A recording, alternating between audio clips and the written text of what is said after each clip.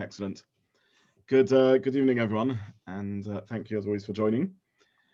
Just to give a little summary to the sugya, to what we discussed last time, we were on Ayin Daled Amud Beis, and we were learning the sugya of Gozez, and the first thing we discussed is the definition of Gozez, shearing, and the intuition of Gozez is clearly that it has something to do with removing things which are excess to the body, as opposed to cutting into the body itself. However, there is a machlokas achronim about the exact defining feature of that. The Minchas Chinuch used the language of it being dependent on whether it was the derech or not. So even if it's cutting into the body itself, if it's the derech, if it's the sort of thing that's the derech to remove that's seen as excess to the body, then Gozez would apply, and if it's not, then not. And therefore, if you cut away a wart, a yaveles, or the orla, the foreskin for milah, that would be the melachot of Gozez.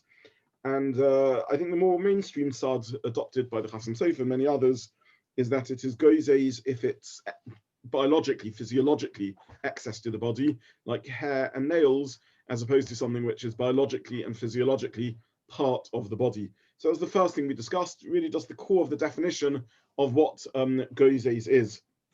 Now, the next point of discussion, also relevant to understanding the melacha, is to try and understand where the melacha is and what is the achievement or significant outcome of the melacha for which one is chayiv. And here I want to turn to the comment of Tosfos I printed on the source sheet. Tosfos comments on the Mishnah in Sadi Daled Amud Beis, and it's printed on the source sheet on page 3.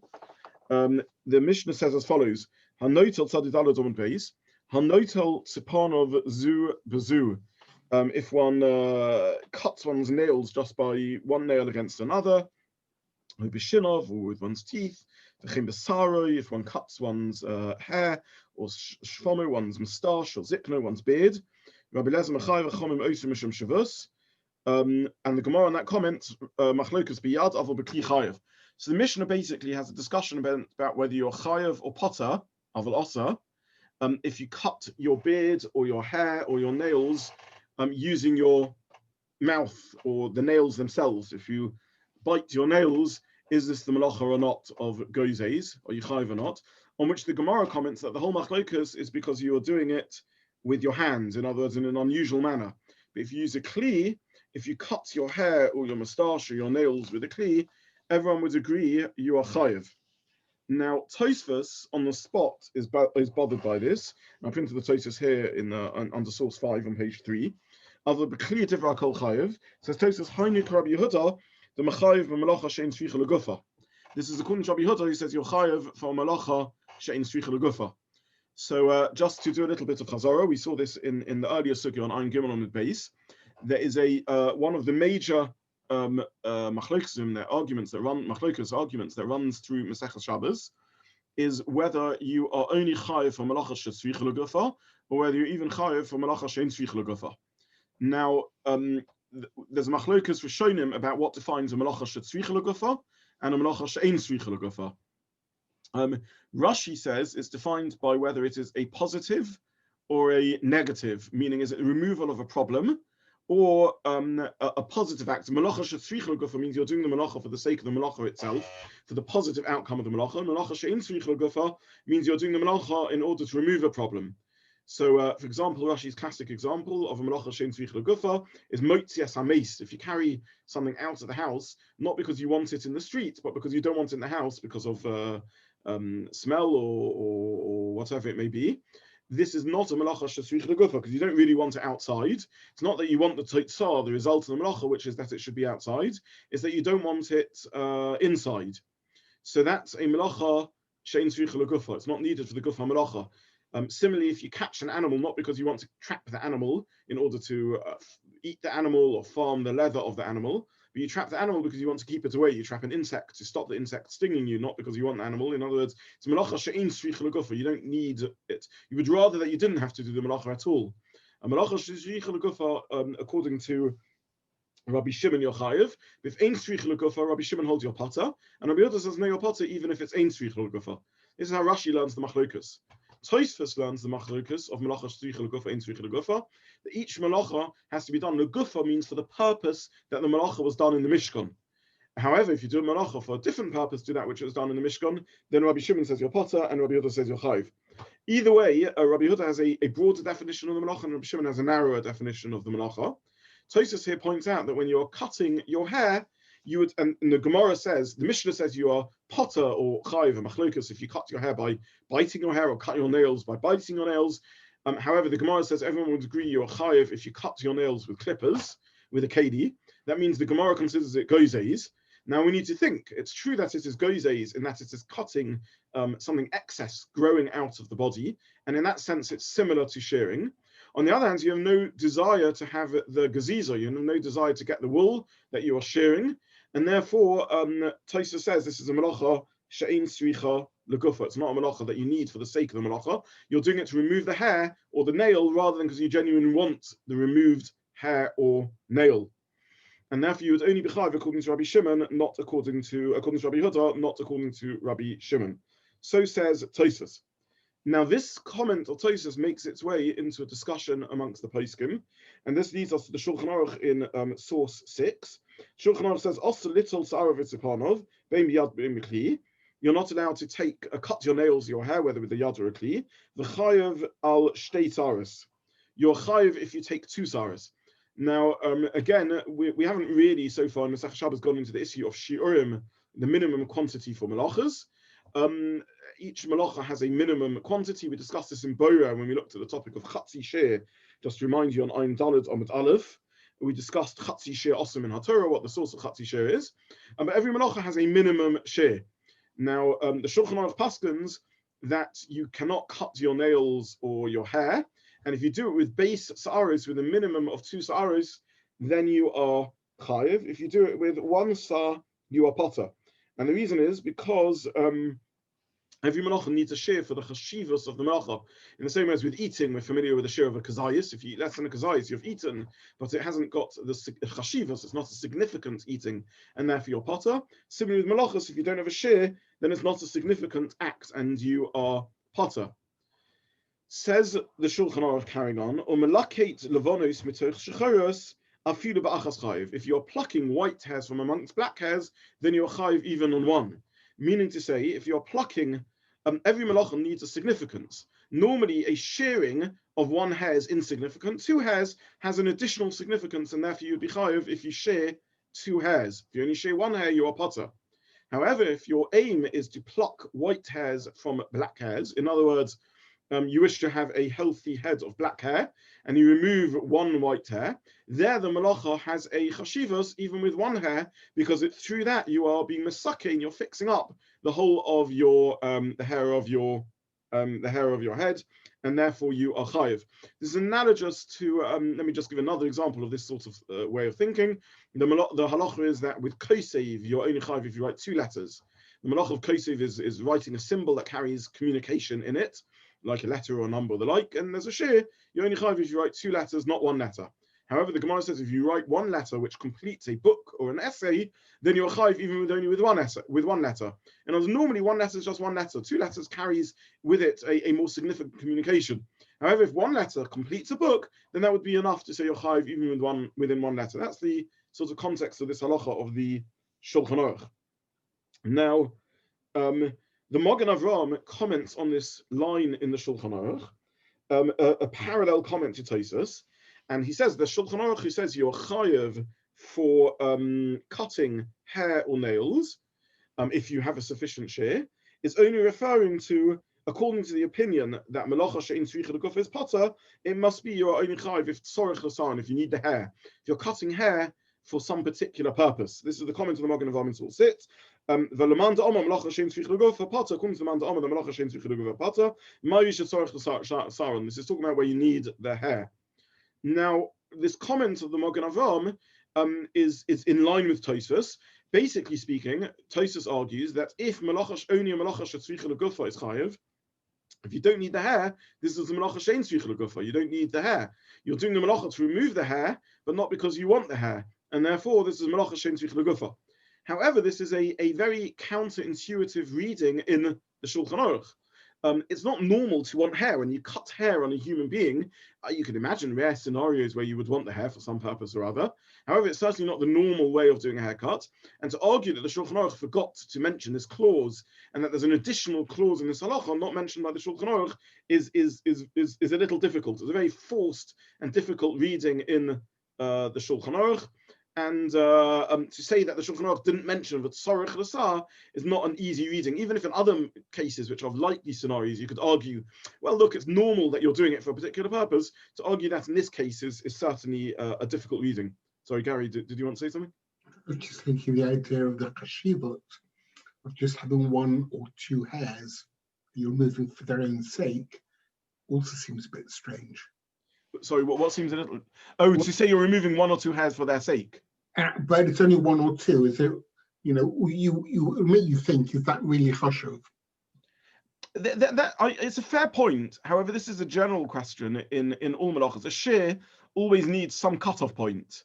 It's fair to say what is the chashivas of one or two hairs. However, normally, whether you are removing them because you want the hairs or because you want to remove hair, it's not clear that there's a particular chashivas of one or two hairs, even so. But I hear your point. I mean, it's difficult to see the chashivas of one or two hairs if you're doing it. Either way, this is what the Magen Avraham comments, and the Biur Halacha has a fairly lengthy piece which I printed, which the Biur Halacha struggles with this insight of the Magen Avraham. But it seems a little inarguable. I mean, if you're removing the hair because you don't want the hair, then surely that is a melacha she'ein tzricha legufa. Now, halfway down the Biur Halacha, he brings the view of the Rivosh. Rivosh is a Rishon from the generation of the Ritva, that sort of generation. And the Rivosh addresses this point. And the Rivosh also, by the way, brought in the Magen Avraham earlier, not in here in this locale, but the Magen Avraham earlier. The Rivosh says that you're chayav when you're giving a haircut or cutting your nails, even when you don't need the hair and you don't need the nails. And this is not called a melacha she'ein tzricha legufa. Why not? Because this is how the melacha was done in the Mishkan. He says they used to remove the hair in the Mishkan in order to prepare the skins for the purposes they were needed. In the Mishkan, there were tchoshim. We don't know exactly what the tchoshim were. They were some form of perhaps multicolored animal. We're not sure exactly what they were. Their skins were used for the leather fabrics of the Mishkan. And he says that they used to remove the hairs in order to prepare the skins for the purpose of the melacha, of the tchoshim. And therefore, you are chayiv even when you're removing hair or nails, not because when you want the hair or nails, but because you are preparing the skin. So to put the Rivosh into our language, the question is, what is the melacha of Gozez in? Is the melacha in the production of wool or hair, and therefore the tzorich legufa of the melacha is the outcome that you have wool or hair, which is now able to be used for fabric production, and therefore the melacha is only when you need the wool or the hair. Otherwise, it's ein tzricha legufa because you're simply removing a problem from the skin rather than creating thread, material, fabric, which can be used for cloth production. So is the melacha in the tzemer, or is the melacha in the in the skin? Because if it's part of skin production, leather production, which is another sequence of melachas used to prepare leather for tanning or to make into parchment for writing, then the outcome of the melacha is smoothed skin. The melacha is not in the tzemer, but the melacha is in the in the animal, in the skin. If that's the melacha, then it's tzricha legufa even when you don't need the hair, because the achievement of the melacha is what you've done in the skin, not what you've done in the hair. So this is a very significant Rivosh. The Rivosh is accepting the premise that according to the Man Omar, that you need a melacha tzricha legufa, you have to think about what the outcome is. However, the question is the positive outcome in the tzemer, in which case, when your intention is to remove a nail from yourself or hair from yourself, you haven't done the positive act of the melacha, you're just removing something. But if the outcome is in the then you've done the melacha irrespective, you've done the melacha in the Again, an analogy to this, from two separate melachos is the sugya we saw earlier in Ein Gimel on base of Gozez v'tzorich leitzim. When you break a branch off the tree, if you're doing the melacha because you want the branch, then that's the melacha of kotza. If you're doing the melacha because you want to improve the tree by pruning an excess branch of it, then it's the melacha of zomeh, of pruning, of planting, of encouraging the growth of the tree.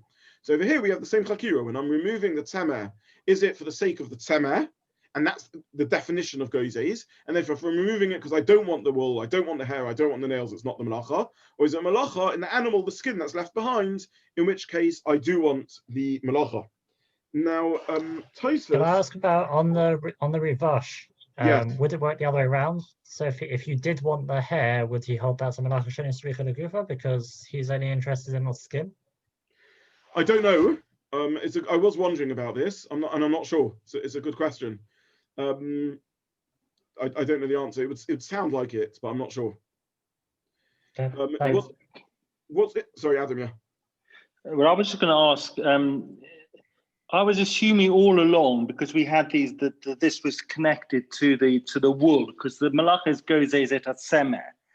So in a sense, to say it's in the skin sounds like that's part of the writing process. It's not actually part of our clothes making process, which is to do with the skin, which is to do with the wool.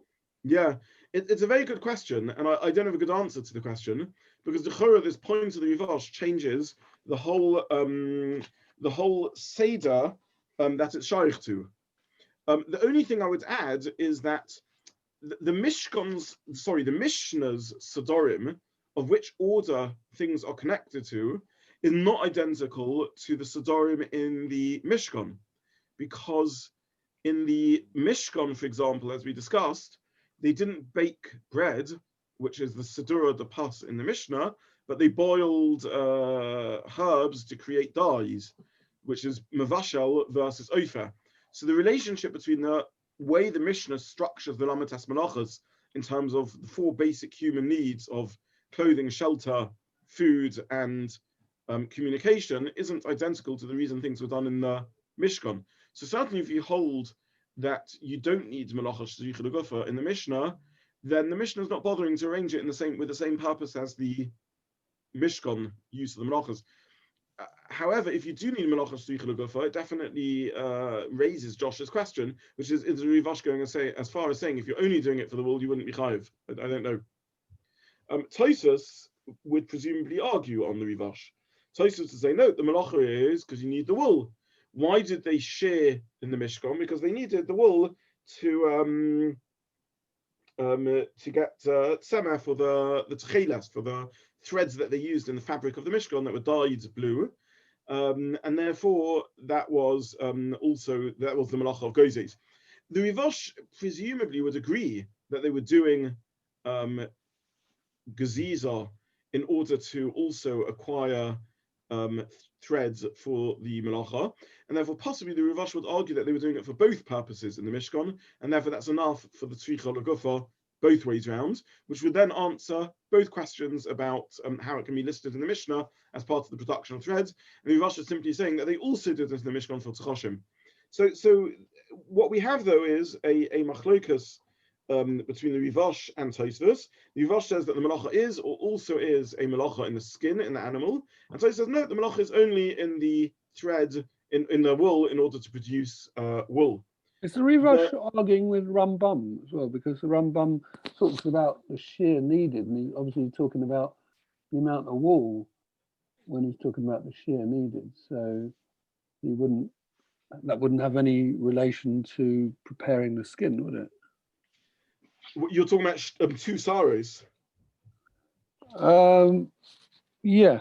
Well, no. When he says "Kama shear kadei tabas memeno chut she'echo karachav hasit kaful." Oh, that's interesting.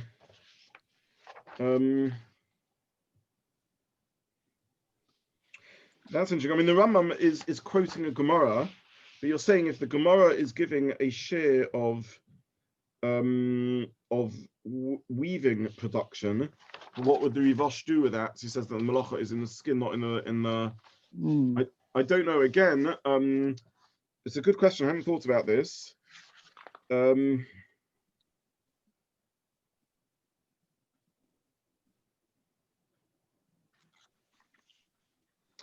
I guess it's the same point. I need to really look again at the Rivosh inside, because maybe I missed this point, which is the Rivosh claiming that the melachot is only in the skin, or is the Rivosh claiming the melachot is additionally in the skin? If the melachot is also in the skin, then we would be able to answer the question that the Rivosh would agree that there's also a melachot in trying to produce the wool. But I hear your point, Max. It's a super point. A similar question. Gemara talks about what happens when you're spinning the wool from the goat that's still alive. Presumably, Rivash couldn't be arguing that that is then improving the hide of the goat. That is just getting the wool. Well, no. Your intention in that case is certainly also to get the wool, which is why you're spinning it. But maybe your intention also is to remove the hair from the goat. Like my farmer friend told me that apparently as summer comes, it's not that comfortable for the animal to carry the wool around. So it may be there, you have both intentions, but what makes it the melachah of Gozez is the effect on the animal, not the effect on the wool. Okay, so you have set me a good homework though, which is you're correct, and we need to look again at the Rivosh, which is how far is the Rivosh taking this? Is the Rivosh saying this is the whole melachah, or the Rivosh is simply saying this is part of the melachah? I don't know. It's a good shaila. And again, one question is Max's question, which is the shear of Kedei Tviyah. And the second question is Josh in combination with Adam's question, which is the Rivosh really saying that this isn't part of the process of fabric manufacturing at all? Because I need to, I mean, all of us need to work this out. I suggest I'll try and get hold of I'll try and send on the group a printout of the whole Rivosh, and you can have a look at it and see what you make of it.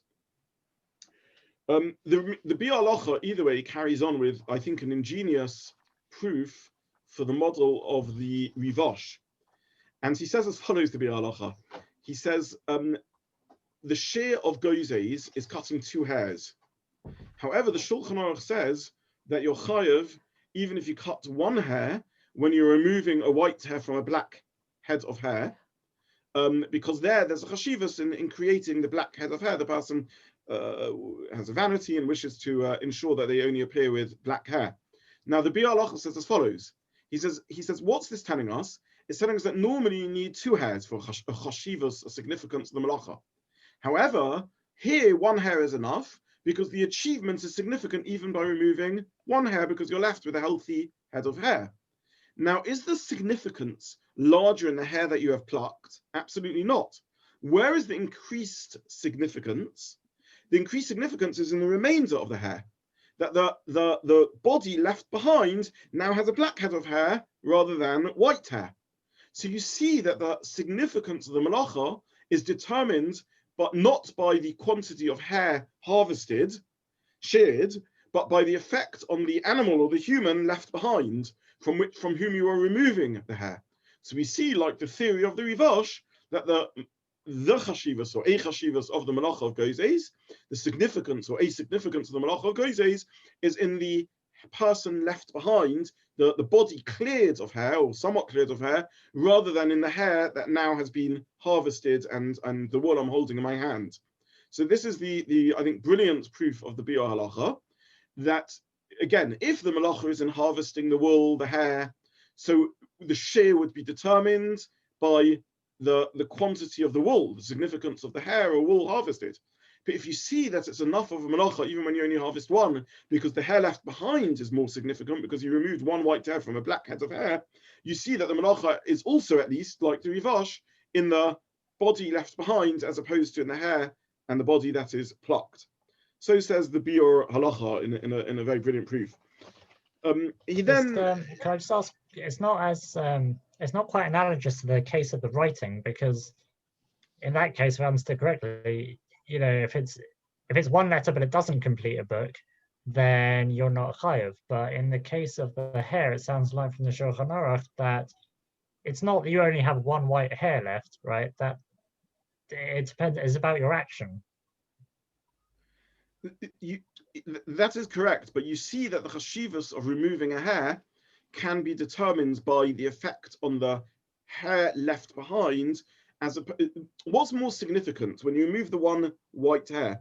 Is the hair you've harvested more significant? No, the greater significance is in the head left behind rather than the hair that's harvested. So says the Halacha, if the greater significance in the head left behind, that suggests that the melachot of Gozez is in the body left behind as opposed to in the hair or wool that's harvested. But isn't it also the argument of the Rivash, because he's saying that what is left after you've done the geziza is the melachot shetzricha lagufa, and even though you don't need the residue that you've taken away, and that is she'eina tzricha lagufa, nonetheless you're going to be chayav. And actually, in his case, he says you're going to be chayav b'chol shehu. So that would be analogous to taking out the one hair, where, as you say, you want to have a head of black hair, and even though you've taken out the one hair, it's kol shehu, you've taken out that minimal amount. That what you've just said is exactly the Biur Halacha's point. That's spot on. The Biur Halacha is arguing that the Shulchan Aruch holds like the Rivash, not like Tosfos. Therefore, the Shulchan Aruch doesn't say the malacha is only when you need the hair, which is an unusual scenario. He doesn't bother mentioning, because even if you don't need the hair, that's the malacha. Number one, and consistent with that, the Shulchan Aruch says that it's the leaving behind of the black head of hair that's significant, as opposed to the amount that you harvested. And that's the Biur Halacha's point, that he believes that the Shulchan Aruch is like the Rivash, as opposed to the Magen Avraham stroke Tosfos. So, but what I'm saying, it's not necessarily a question of chashivas. It's just the principle that melachot shetzricha lagufa is b'chol shehu. Whether you need a shear for the malacha or not is one discussion, but the question is, where is the malacha being achieved? And on that, the Rivash says, and the Biur Halacha is arguing, the Chofetz Chaim is arguing that the Shulchan Aruch agrees the malacha is in the head, not in the residue, as it were, not in that which you're taking away. Okay, so this is the Shulchan Aruch and the Mishnah Berurah. Rabbi Zobin, sorry. Yeah, Is sorry, it clear Lechulei Alma that we're talking here about a tolda of Gozez? The Rambam makes it clear that plucking hair is a tolda of Gozez, and it seems from the Shulchan Aruch that from the Lashon Asur Litol that it's also a tolda. Because if that's the case, then applying the same logic as Rabbi Avraham ben Arambam when we did that whole Chaliva thing, that you could say that maybe this is true for a tolda, but for the Av Malacha, maybe that's not the case. Well, what a beautiful comment! Wow. I hadn't thought of this, but you're absolutely right. It's an exact analogy to Avraham ben Arambam's point. But what a superb comment!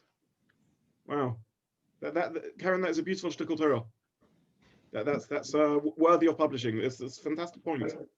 No, what a stunning comment! Just to remind us all of this discussion, there's a teshuvah of Rabbi Avraham and Harambam, in which Rabbi Avraham and Harambam expresses amazement that no one is aware of this point, and he says, told us don't have to have the same tzricha lagufa as others, and it's perfectly feasible that the Av Malacha has one purpose and the Tolda has a second purpose.